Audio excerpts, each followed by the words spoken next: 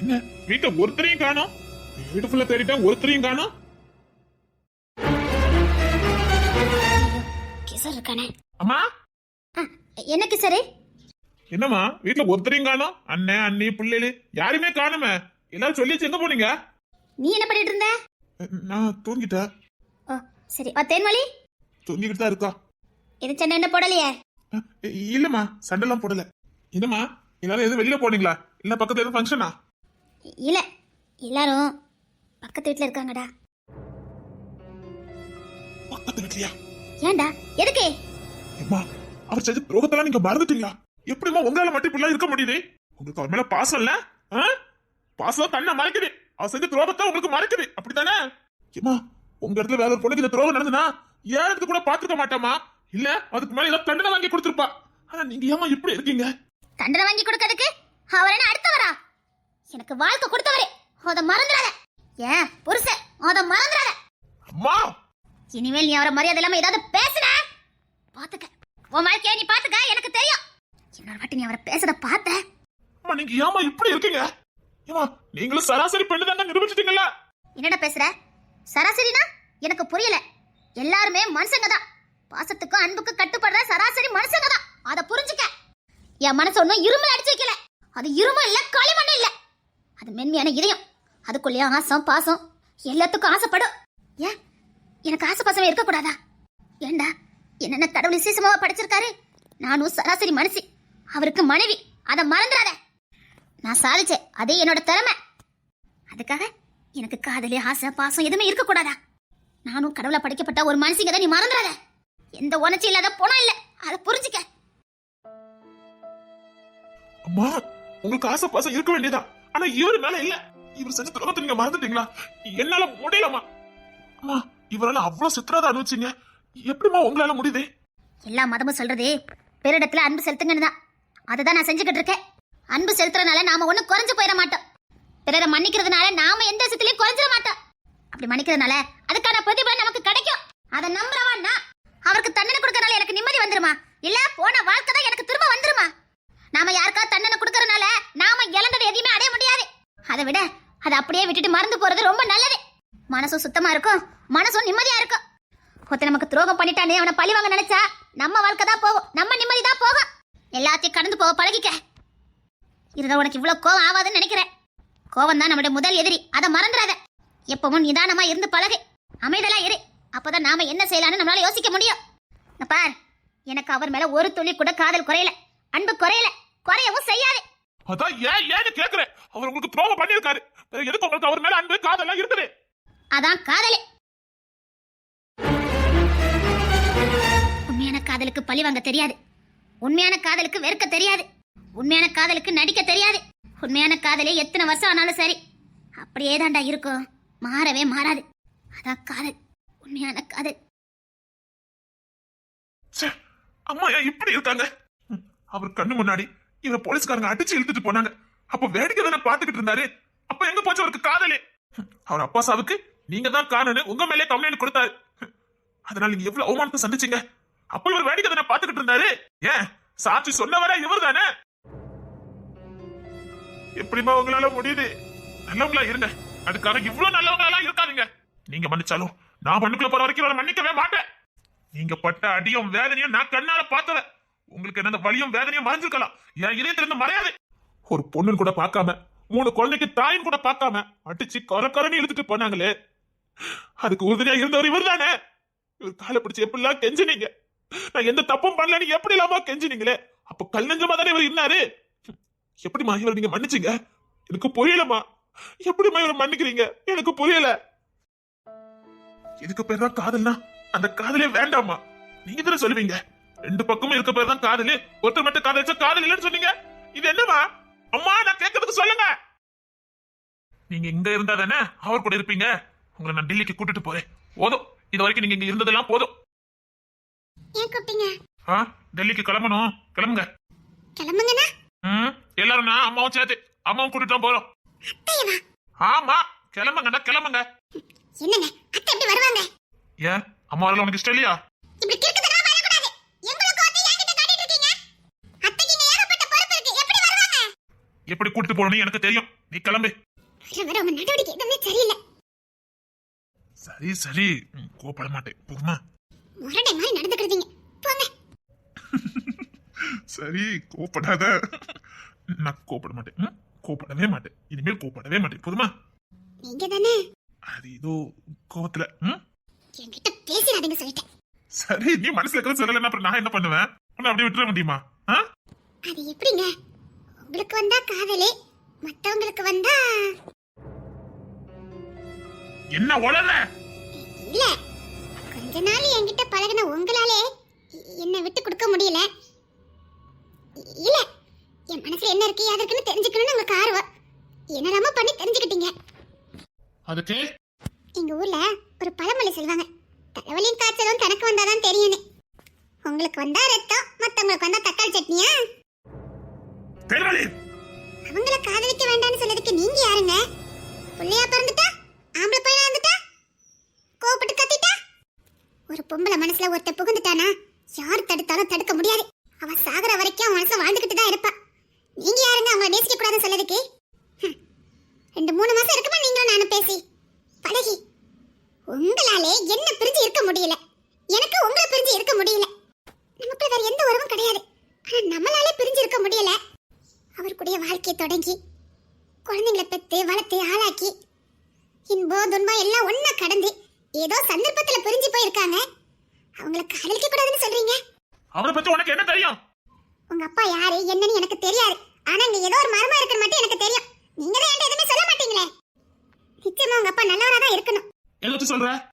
அத்தை இவ்வளவு நேசிக்கிறாங்கன்னா நிச்சயமா அவர் நல்லவரா தான் இருக்கணும். அவரு நல்லவரு, அது என்கிட்ட நீ சொல்லிக்கிட்டு இருக்க.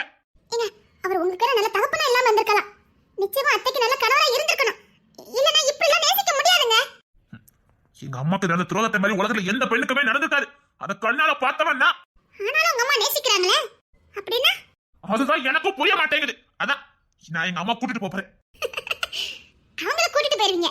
மனசே அது சாகர வரைக்கும் அவங்க கூட தானே இருக்கும். அதுக்காக அந்த விளங்காதவர் மேல உங்க பாசத்தை வைப்பாங்க, அந்த துரோகி மேல உங்க பாசம் வைப்பாங்க. நான் பார்த்துட்டு சும்மா இருக்கணுமா? அவர் உங்களுக்கு ஒண்ணு துரோகம் பண்ணலையே, உங்க அம்மாக்கு தானே பண்ணிருக்காரு. நீங்க அமைதியா இருங்க. மன்னிக்க வேண்டியவங்களே மன்னிச்சிட்டாங்க, நீங்க என்ன சொல்லிட்டு இருக்கீங்க? அவர் செஞ்ச துரோகத்தால பாதிக்கப்பட்டது எங்க அம்மா மட்டும் இல்ல, நாங்களும் தான். எங்க குழந்தை பருவத்தை நாங்க இழந்தோம். ஆடி பாடி அம்மா அப்பா கூட சந்தோஷமா வாழ வேண்டிய நேரத்துல ஹாஸ்டல்ல அனாதையா வாழ்ந்துட்டு இருந்தோம். எதனால? வாழ வேண்டிய வயசுல பூ பொட்டுமா வாழ வேண்டிய எங்க அம்மா ஜெயில தான் பாதி நாட்கள் கழிச்சாங்க. இன்ன வரைக்கும் விதவை குளத்துல வாழ்ந்துட்டு இருக்காங்க. யாரால? எல்லாம் இவரால தானே. உன்னை நான் கை ஓங்கினாலே உனக்கு எப்படி இருக்குது? உன் மனசெல்லாம் உடைஞ்சு போகுது. உன்னை அடிக்கிறதுக்கு ஒரு கை ஓங்கினாலே உன் மனசு எவ்வளவு துடி துடிக்குது.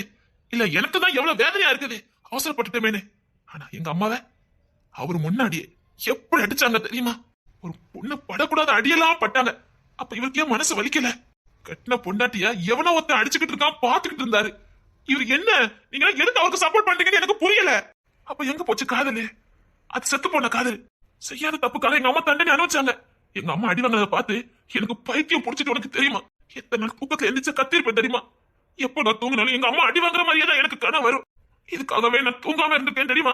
எப்படி இந்த மனசு மேல எங்க அம்மாக்கு காதல் இருக்குது எனக்கு புரியல. நீங்க சொல்றது எனக்கு புரியுதுடா, ஆனா அத்தைக்கு மாமா மேல உள்ள காதல் இன்னும் குறையலையே. அதான் கேக்குறேன், ஏன் ஏன் ஏன்? அதாங்க பாசம், அதான் கணவன் உறவு. என்னதான் கட்டின புருஷ அடிச்சாலும் உதைச்சாலும் துரோகம் பண்ணாலும் மனசு என்னமோ தேடுறது அவரை தானே. விடுங்க, அவங்க வாழ்ந்துட்டு போட்டோம். வாழ வேண்டிய வயசுல வாழல, இனியாவது ஒன்னா வாழட்டுமே. உங்க அப்பா யாரு? அவர் கண்டுபிடிச்சு உங்க அம்மா கிட்ட சேருங்களேன். அது நான் செத்தாலும் நடக்காது. ஏன் உங்களுக்கு இவ்வளவு பிடிவாதம்? மன்னிக்க மாட்டேன், மன்னிக்கவே மாட்டேன். நீ லேசா நினைச்சிட்டு இருக்கியா? இங்க பார், நான்லாம் இவ்வளவுதான். சதீஷ் அவ குமாரி கையில அவர் சிக்குனாருன்னு வச்சுக்க. என்னங்க சொல்றீங்க? நான் ரொம்ப சின்ன பையன், அவனுக்கு கொஞ்சம் விவரம் தெரியும். கொள்ளும் வெளியில இருக்கானவ. அவர் யாருன்னு தெரியாது. தெரிஞ்ச அன்னைக்கு தானே அவருக்கு இருக்குதே. இதெல்லாம் தப்பு. உங்க அம்மா நேசிச்சிட்டு இருக்காங்க, நீங்க எல்லாரும் இப்படி பேசிட்டு இருக்கீங்க. அதுக்குதான் ஏதோ எங்க அம்மா நேசிட்டு இருந்த பாவத்துக்காக தான் எங்க அம்மா இங்க இருந்து நாங்க கூட்டு போறேன். என்ன உளறிட்டு இருக்கீங்க? ஆமா ஆமா, இங்க இருந்து கூட்டு போயிட்டா அந்த வழியை பார்த்துட்டு போயிடுவாரு. ஏதோ பிள்ளைங்க கையில அடி வாங்காம போனா சரிதான். அப்படின்னா உங்க அப்பா நீங்க பாத்துட்டீங்க அப்படிதானே? ஆமா, யார வாழ்க்கையில பார்க்கவே கூடாதுன்னு நினைச்சனோ அவரை பார்த்து தொலைச்சிட்டேன். அதான் ஐயக்கு இவ்ளோ வெறியா? சரி நீ கிளம்பு. நான் மட்டும் வரேன்னா வரேன், அத்தெல்லாம் வர மாட்டாங்க. தொலைச்சுதான் மறுபடியும் என் கோதை நீ கலப்பிக்கிட்டே இருக்காத. முடியாது முடியாது முடியாது. அப்ப நீ இங்கே இருந்து தொலை. நான் இல்லாம எந்துக்கோங்க. என்ன சோதிச்சு பாக்கியோ? நீ இல்லாம நான் இருக்க முடியாது நினைச்சுட்டு இருக்கியோ? அதெல்லாம் என்னால முடியும்.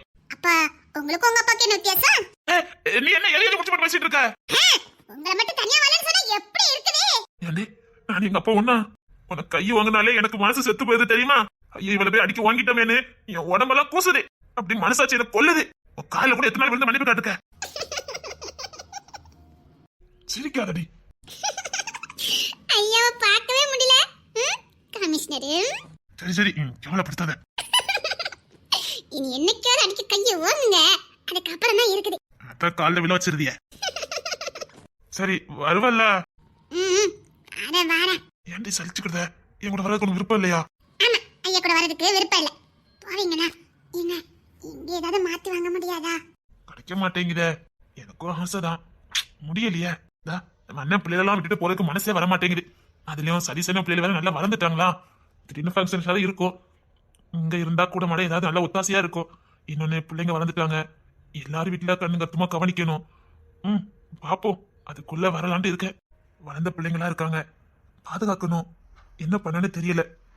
எல்லாரும் ஒன்னா இருந்தா நல்லா இருக்கும்னு நினைக்கிறேன். ஆமா பாப்போம். ட்ரை பண்ணி பாக்குறேன். சரிங்க. இங்க பாருங்க, கோபத்தை கொஞ்சம் கண்ட்ரோல் பண்ணுங்க. சரி. சரின்னு சொல்றதா சரிதான். ஆனா திரும்ப கோபப்படுறீங்களே. அது என் கூடயே பிறந்தது. என்ன பண்ண? என்னங்க? ஒண்ணு இல்ல, சும்மாதான். சரி சரி. தேன்மொழி தேன்மொழி. ஐயோ அண்ணி சரி நான் வரேன். அத்தை சாரி என்னத கவனிக்கலடி. ஐயா அத்தை போங்க. அதெல்லாம் ஒண்ணு இல்ல. என்னத்த? அப்புறம் ஏதாவது சொன்னானா? இல்லையே. அத்தை அத்தை எங்க கூட்டு போறல ரொம்ப மும்பரமா இருக்காத. நீ என்ன சொன்ன? அதெல்லாம் கூட்டு போக மாட்டேன். அத்தை மாமா இங்கதான் எங்கேயோ இருக்காரு. அத்தை என்ன சொல்ற? ஆமா இவ பாத்துட்டாவ. பாத்துட்டு தான் கோவத்தை காட்டிட்டு அலைதாவ. எங்க இருக்காரா? யாரா இருக்கும்? தயவுல அத மட்டும் என்கிட்ட சொல்லவே மாட்டேங்குது. ஆனா ஒண்ணு, குமார் மாமாவும் சதீஷ் மாமா கையில மட்டும் மாமா மாட்டினான்னு அவ்வளவுதான் அப்படின்னு சொன்னாவ. அதான் என்ன நம்ம வீட்டுல மட்டும் எப்ப பார்த்தாலும் திணிஸ் திணிசாவே நடக்குது. ஆனா உண்மையை சொல்றேன் தேன்மொழி, அத்தையும் மாமாவும் நம்ம சேர்த்து வச்சிடணும். போதும், இது வரைக்கும் அத்தை வாழ்ந்த வாழ்க்கைலாம் போதும். நான் கூட அத்தைக்கு மாமா என்ன நினைச்சு என்ன நம்ம நினைச்சிட்டேன் தெரியுமா? எப்படி வாழ்ந்திருக்காங்க பாரு. எவ்வளவு கொடுமையான வாழ்க்கை இல்ல. இனியாவது அவங்க சந்தோஷமா வாழணும். மாமா யாருன்னு நம்ம கண்டுபிடிக்கணும். அத்தை நிச்சயமா மாமா நல்லவரா தான் இருக்கணும். அது உண்மைதான். நல்லவரா இருக்க போய் தானே அத்தை நேசிச்சிட்டு இருக்காங்க. இல்லன்னா அத்தை பத்தி நமக்கு நல்லா தெரியுமே. ஆனா இவங்க எல்லாம் சொல்றத பார்த்தாலும் மாமா ரொம்ப தப்பு பண்ணிருக்காருன்னு தோணுது. ஆமா குமார் அடிக்கடி சொல்லுவாரு, கையில மட்டும் சிக்கனாரு அவ்வளவுதானே. அதுக்கானே ரொம்ப கொடுமைலாம் நடந்திருக்கு. ஆனா அதெல்லாம் மாமா தான் பண்ணினாரான்னு நமக்கு உறுதியா தெரியாது. மாமா உறுதியா பண்ணலங்கனால தான் அத்தை மன்னிச்சிருக்காங்க. ஏன் மாமா பேரை சொல்லி அவங்க குடும்பத்தார்களே பண்ணிருக்கலாமே. அந்த காதாமரி மட்டுமே போதும். காதாமரி கூட இருக்கும்போதே தெரிய வேண்டாம். நிச்சயமா இதெல்லாம் காதாமரி தான் பண்ணிருப்பா. காதாமரி பண்ணிட்டு தான் பழிய போரு இவர் மேல போட்டுருக்கலாம். அப்பதானே அப்பாவும் அம்மாவும் நிரந்தரமா பிரிவாங்க. அத்தை எப்படி ஒரு பொண்ணு இருப்பாளா? இருக்கால. எனக்கு என்ன சந்தேகம்னா, உண்மையிலே அன்னைக்கிலேத்த பொண்ணுதானா காதாமரின்னு சந்தேகம். அதான் முகச்சார ஒண்ணா ஒட்டுதே. அதானே இடிக்குது. காதாமரி நிச்சயமா அன்னைக்கிலேத்தோட பொண்ணுதான். அதுல எந்த மாற்றமும் இல்ல. ஆனா ஏன் இவ்வளவு எதிரியா இருக்காங்கன்னு தான் தெரிய மாட்டேங்குது. எல்லாத்துக்கு காரணம் தாத்தா, அதாவது அன்னக்கிளியத்தையோட மாமனாரு. அவருக்கு அத்தைய பிடிக்கல. அதனாலே மகளையும் அம்மாவும் எதிரியாக்கிருக்காரு. அந்த காதாமரி பயவளையும் தாத்தா சொல்றதான் கரெக்ட், அம்மா நல்லவா கிடையாதுன்னு மனசுல பதிய வச்சிருக்குது. அது பகையாயி அப்பாவையும் அம்மையும் பிரிச்சு வச்சு வேடிக்கை பார்த்திருக்குது. என்ன புள்ள. அத்தை மாமா இங்கதான் இருக்காரு அப்படின்னா காதாமரி கூட தானே இருக்கணும். இதை யோசிக்காம விட்டுட்டேனே. ஆமால, காதாம்பரி கூட இருக்கிறதுனா நிச்சயமா அத்தையோட மாமாவா இருக்க முடியும். சரி நாம ரெண்டு பேரும் மாமாவை பார்க்க போலாமா? என்னத்த சொல்றீங்க? காதாம்பரி வீடு எனக்கு தெரியும், அங்கதானே இருப்பாரு. மாமா எப்படி இருக்காருன்னு பார்க்கணும். ஆசையா இருக்குது. நிச்சயமா நல்லா இருப்பாருன்னு நினைக்கிறேன். அட பாரு இல்ல, நம்மட்ட பிள்ளைங்க அழகா தானே இருக்காங்க. எல்லாம் அத்தை மாதிரிலாம் இருக்காங்க. யார் சொன்னா? கிஷோர் எல்லாம் அத்தை மாதிரிலாம் இல்ல. அப்போ மாமா பார்த்துட்டு வந்துடலாமா? காதாம்பரி வீட்டுல போயா? எனக்கு காதாம்பரி வீடு தெரியும். நம்ம பிள்ளைல இல்ல ஒருத்தருப்பு அங்க போயிட்டு நான் தான் கூப்பிட போனேன். வடக்கு தெரியல. அப்பதான் சொன்னாங்க இதான் காதாம்பரி வீடுன்னு. பெரிய பங்களா. நம்ம வீட்டுல உள்ள நுழைஞ்சி எப்படி அங்க வந்து நிப்பாரு, பார்த்துட்டு வந்துருவோம். ஒருவேளை நாம தான் அன்னைக்கு மர்மக்கமான்னு தெரிஞ்சு நம்மள ஏதாவது அவர் பண்ணிட்டாருன்னா? சே அப்படிலாம் பண்ண மாட்டாரு. ஒருவேளை பொண்டாட்டியே ஆவாது, மர்மக்கமார் மட்டும் ஆகுவாங்க. நம்மள ஏதாவது அசிங்கப்படுத்திட்டாரு அவ்வளவுதான். இந்த கிஷோரு என்ன ஒண்ணுலன்னு ஆக்கிடுவாரு. தெரியாம போயிட்டு வந்துடலாம் வாடி. அப்ப தமிழத்தை எல்லாத்தையும் சொல்லிட்டு போமா. வேற வேணையே வேண்டாம். அதுக்கெல்லாம் அதுக்கு மேல கோவத்துல இருக்காத. வேண்டாம், நாம மட்டும் பாத்துட்டு வந்துடலாம். இது சரிப்பட்டு வரமாட்டே. அதெல்லாம் வரும், நீ வா. எப்படியாச்சும் பாத்துட்டு வரணும். எனக்கு மாமா இங்கதான் இருக்காரு தெரிஞ்சதுல இருந்து இருக்கவே முடியல. நம்ம எப்படியாச்சும் மாமா பாத்துட்டு வரணும். வா. நீ சொன்ன எனக்கு ஆசையா தான் இருக்குது. சரி போவோம். யார்கிட்ட சொல்லாம போவோம். சரிங்க தா. ஒருவேளை வீட்டுல யாருக்கா தெரிஞ்சுட்டுனா வடக்கு தெருக்கு பேச்சம்மா வீட்டுக்கு போனோம், சுப்பலட்சுமி அக்கா வீட்டுக்கு போகணும்னு சொல்லிக்கிடலாம். ஒன்னும் பிரச்சனை இல்ல. அது மட்டும் இல்ல, வயக்காட்டுக்கு அங்கோட்டி தானே நம்ம போவோம். அப்ப குமார் மாமாக்கு தெரிஞ்சிருக்கணும்ல. என்கிட்ட இந்த பையல எதுவும் சொல்லலையே. குமார் மாமா தான் காதாமரி வீட்டுக்கு போகல.